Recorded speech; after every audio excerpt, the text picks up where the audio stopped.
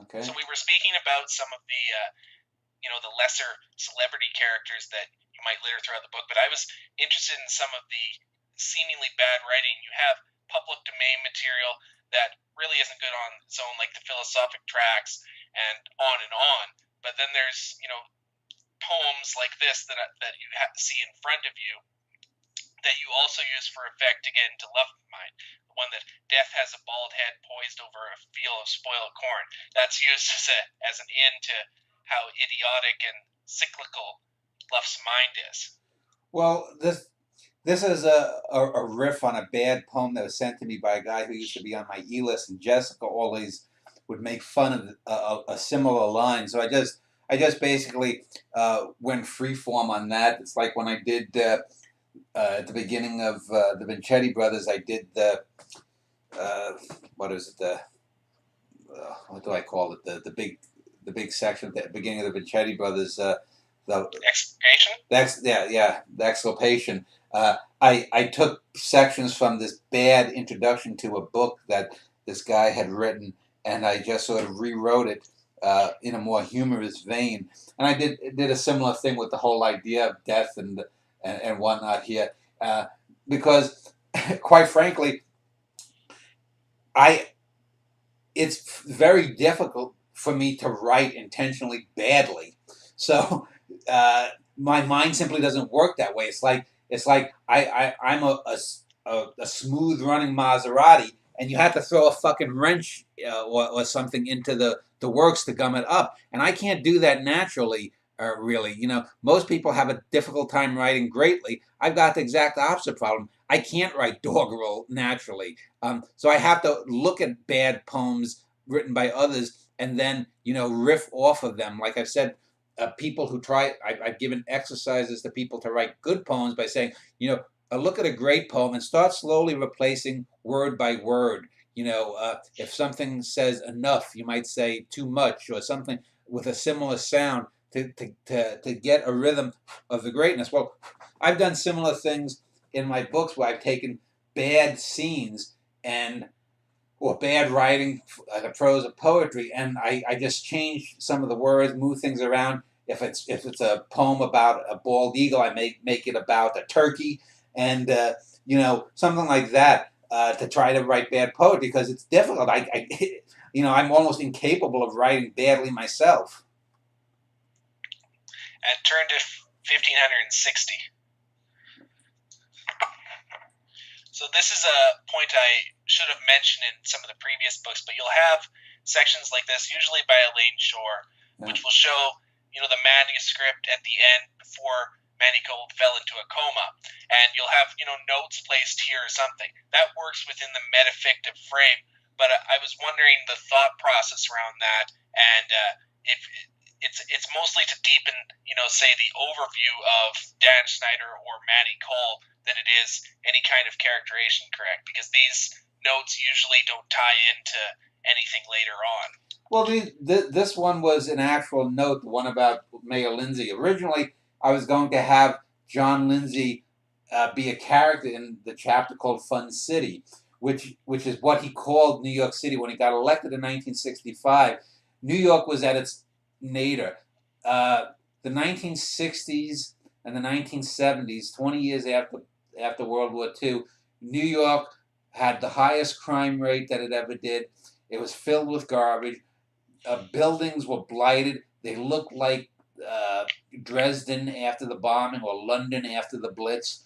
I just interviewed, it's interesting, I interviewed this actor today who grew up during London after the Blitz. He was born in 41, and so when he was 5, 6, 7, his memories were of these bombed out buildings. I know exactly what he's talking about, but the bombed out, burnt out buildings that I grew up in and played in, the heroin galleries and whatnot, were all from public neglect for 20, 30, 40 years.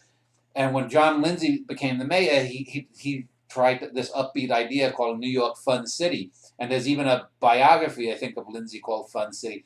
And so there are lots of times when I'll have a book and I'll have characters that I want to have in it, but the way they get in the book just doesn't materialize. In the Scorpion Swam, originally it was going to be a book focused upon the scientist the English scientist Michael Michael Faraday. Faraday.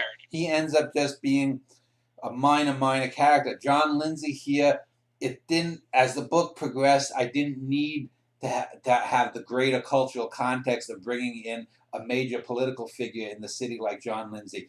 In this spy book, for example, the major love interest of the spy, we find out, is this young female, 34 years younger than him, which I based upon Alex Sherimet's ex-girlfriend. Originally, I was going to have that be about 30 to 40% of the book with scenes of the spy and her and their relationship, but she only ends up appearing in three scenes or 3 chapters because it's not about her, it's about what she represented to him.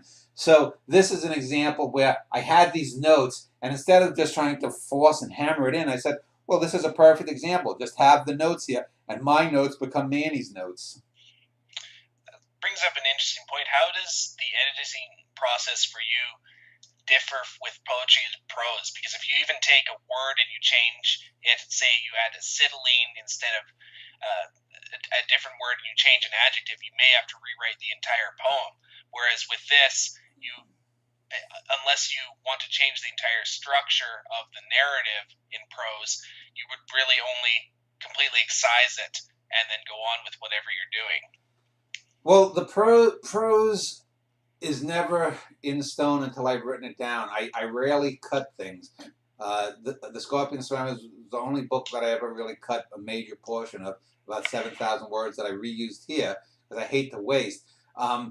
Poetry is different, though, because when I was writing poetry, and I haven't written poetry for over a decade now, though, I always wrote it out longhand. I did have to write poetry by hand, and if I ever go back to it, I probably will. It feels natural. With prose, I have to type. Not only for Alex Sherimet, for example, says that he writes his prose longhand. To me, that seems crazy. But I agree. I've said the same thing to him. You adapt. You adapt to your circumstances, and when you're in the process of writing, like I'm writing this science fiction book, and the interesting thing is, I sketched out the 27 chapters, what approximately happened, but as I write each chapter, things come together. I'll give you an example. In this science fiction book, my aim is to write the greatest science fiction book that's ever been written. And I know, at least ideationally, that if I keep on track to what I'm doing, this will be the best science fiction book anyone ever wrote. But one of the things that was interesting is I wanted to use a trope. Have you ever seen the film The Limey? Yes. Steven Soderbergh? Yes. Memory trope. Right. Now, the interesting thing is in film, and this is another example of where in this current book I'm writing, just as this book is utterly drenched in film, I'm going to use a filmic kind of trope that I don't think has ever been used before in writing. In The Limey, the character played by Terence Stamp seems to be an older version of a character from an earlier British film called Poor Cow, because there's scenes of him as a young man remembering his daughter and whatnot. And so the memories of a character in a film, the Steven Soderbergh film, and The Limey is Soderbergh's greatest film, that character's memories are scenes from another director's film of the same ostensible character. So I said I wanted to have my Limey moment in this book that I'm writing, and I said what I want to do is I want to take a public domain work where there's a science fiction character that has some adventure, and I want to have this character appear in my book, and that public domain work that he was in will act as scenes of this character's memories. And so I did, and I found a great short story that actually ties in very substantially with the mule narrative of the mule going to outer space, having cultists that take over, and the mule becoming some kind of a cult leader that ostensibly founds a movement that's a threat to the government of the space society in 1,500 years. And it's actually from the perpetually mediocre Philip K. Dick, and it's a public domain story of his from the early 1950s or the late 50s, and it was never, the copyright was never renewed according to Project Gutenberg, And it's a very trite story. It's about a guy who goes back in time to change history, but ends up being the character who makes the history. So this is an old cliche in time travel stories, but it fits in perfectly with what I'm doing. And I'm actually going to subvert the whole Limey narrative at the end by making it that the guy's ostensible memories are him actually not really being a character, but actually quoting from Philip K. Dick's work. And so we'll have it's a way of twisting in this sort of Mobius loop the whole Limey thing. But I'm doing it even more so than Soderbergh did it, and I'm going to be doing it more so than I've ever twisted anything before. And that's the kind of thing that you have to do with these little digressions. This is when you talk about postmodernism, and I've got this interview coming up with this British writer in a month or so that I'm going to be. He's winning some major literary prize from some Asian prize, and I'm going to talk with him about it. And I'm talk with a few other people about it too. Is that and I'm going to try to do a postmodernism show too. I'm trying to get that together. But this is why the postmodernism of a Gravity's Rainbow by Pynchon or Infinite Jest of David Foster Wallace so fails, is that they're not actually doing anything of any substance or anything where the narrative makes sense.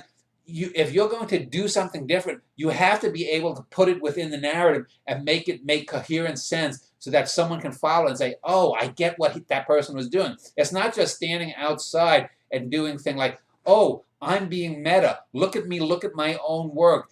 And yet the work is shit, the work is cliched, and the whole standing outside and trying to comment on a piece of shit doesn't have any substantive value. So doing these little kinds of things like that, or this limey trope that I'm doing in the science fiction book, places these things within a utilitarian context. It's using postmodern techniques in a very way that serve the book integrally. It's not just the problem with most postmodern techniques is most postmodernism, there's no necessity for it in the book. It's just trying to show off. And when you're just trying to show off and you have nothing to show off with or about, you look foolish.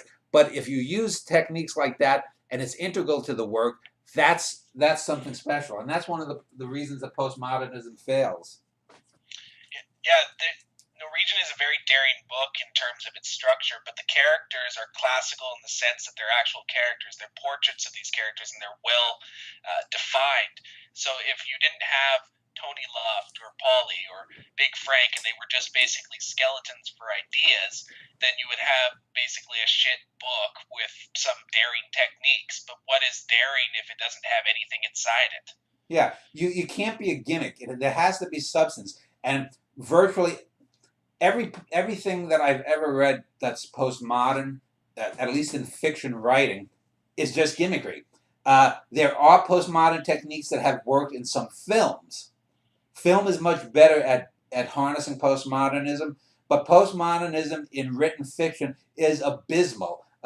When the biggest names you have are guys like Pynchon or David Foster Wallace, you're in trouble because they are bad writers. They are hacks. They don't have anything interesting to say. They cannot create three-dimensional characters, and you need three-dimensional characters to make those Mobius twists.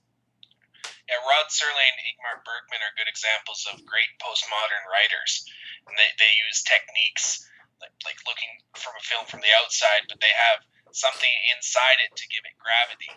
And well, Bergman and Persona, and it's a good example because I've said, I think, before to you that I'm not a great Bergman fan. His films don't endear themselves to me the way Yasujiro Ozu's do, for example.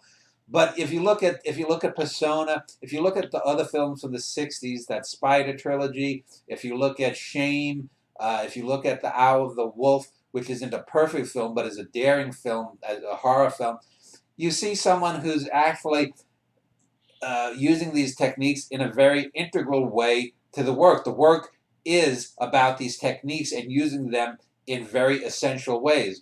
There's nothing essential about Gravity's Rainbows techniques or Wallace or Eggers or any of these other writers, the Donald Barth or any of these other people.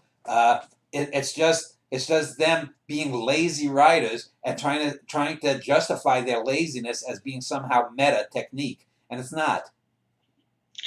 You mentioned John Lindsay. I wanted to get a tangent from you. You were speaking about sort of your New York. Do you have any kind of insight into what New York has become, and if you would kind of mine anything from its current state? Other than what I hear from my sister when I speak with her once or twice a year, or from people that I know on Facebook or email who still live in New York, obviously it seems in many ways better than it was. Alex Sherriman, who lives in New York, grew up in a more multicultural society. It seems less violent.